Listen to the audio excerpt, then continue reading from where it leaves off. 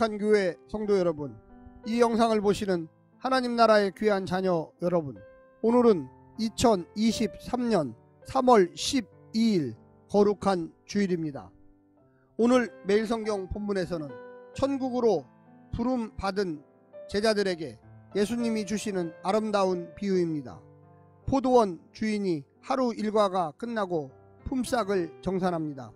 가장 나중에 들어와 1시간 일한 일꾼들이 한 데나리온을 받자 먼저 온 모두가 기대감에 부풉니다.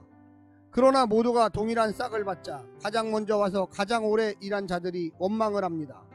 예수님은 비유를 통해 세상의 논리와 보상 심리에 젖은 제자들에게 천국 논리와 참 제자들을 교훈하십니다. 오늘 본문을 나누어 보겠습니다. 마태복음 20장 1절부터 16절.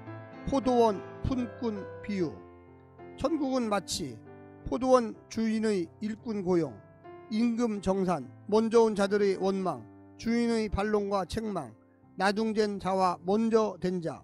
오늘 본문 마태복음 20장 1절부터 16절 말씀을 듣고 다시 오겠습니다.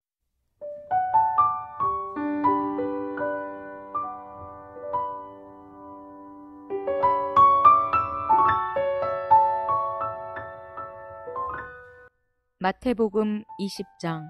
천국은 마치 품꾼을 얻어 포도원에 들여보내려고 이른 아침에 나간 집주인과 같으니 그가 하루 한 데나리온씩 품꾼들과 약속하여 포도원에 들여보내고 또 제3시에 나가보니 장터에 놀고 서 있는 사람들이 또 있는지라. 그들에게 이르되 너희도 포도원에 들어가라. 내가 너희에게 상당하게 주리라 하니 그들이 가고 제6시와 제9시에 또 나가 그와 같이 하고 제11시에도 나가보니 서 있는 사람들이 또 있는지라. 이르되 너희는 어찌하여 종일토록 놀고 여기 서 있느냐.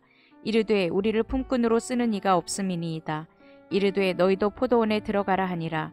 저물매 포도원 주인이 청지기에게 이르되 품꾼들을 불러 나중 온 자로부터 시작하여 먼저 온 자까지 삭슬 주라 하니 제11시에 온 자들이 와서 한 데나리온씩을 받거늘 먼저 온 자들이 와서 더 받을 줄 알았더니 그들도 한 데나리온씩 받은지라. 받은 후 집 주인을 원망하여 이르되 나중 온 이 사람들은 1시간밖에 일하지 아니하였거늘 그들을 종일 수고하며 더위를 견딘 우리와 같게 하였나이다. 주인이 그 중에 한 사람에게 대답하여 이르되 친구여, 내가 내게 잘못한 것이 없노라. 내가 나와 한 데나리온의 약속을 하지 아니하였느냐. 내 것이나 가지고 가라. 나중 온 이 사람에게 너와 같이 주는 것이 내 뜻이니라. 내 것을 가지고 내 뜻대로 할 것이 아니냐. 내가 선함으로 내가 악하게 보느냐. 이와 같이 나중된 자로서 먼저 되고 먼저 된 자로서 나중되리라.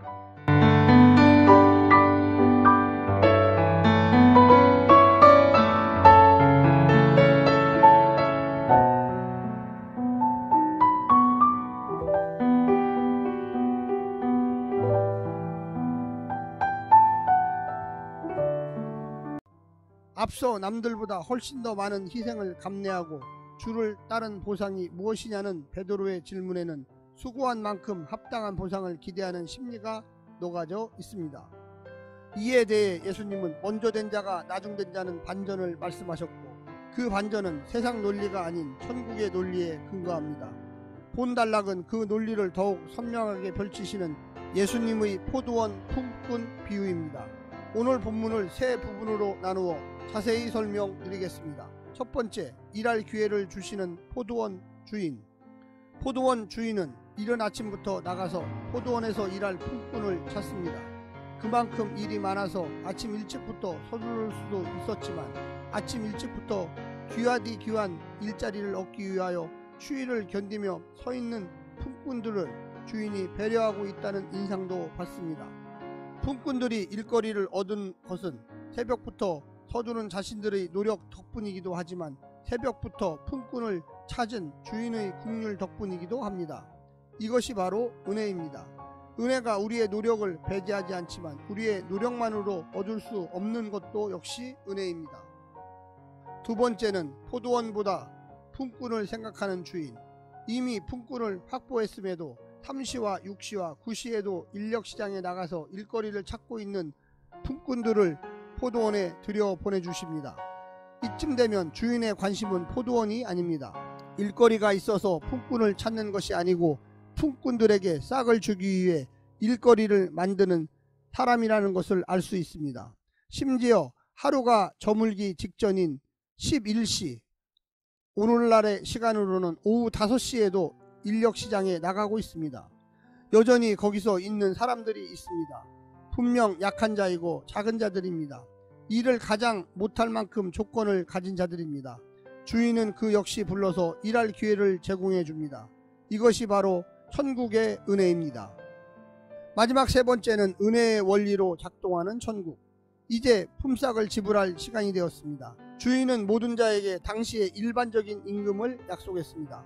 일자리를 구한 것만으로 은혜이니 싹을 받는 것은 큰 축복입니다. 감사할 일입니다. 주인은 일한 만큼 싹을 주지 않고 모든 품꾼들에게 똑같이 한 데나리온씩 지급합니다. 이에 가장 반발한 사람은 이른 아침에 온 사람들입니다. 더 많이 받을 줄로 생각하였는데 똑같이 받으니 감사가 사라졌습니다. 오후 5시에 온 품꾼이 가장 크게 놀라고 감동했을 것입니다. 가장 크게 감사했을 것입니다. 약속한 것을 받았는데 이른 아침에 온 품꾼은 불평에 잠겼고 오후 5시에 온 품꾼은 감동에 잠겼습니다.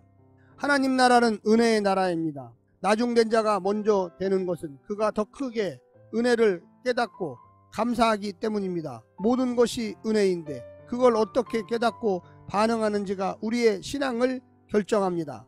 사랑하는 성도 여러분, 세상의 논리가 아니라 천국의 논리로 살아가시기를 간절히 부탁드립니다. 오늘 하루도 승리하십시오. 샬롬.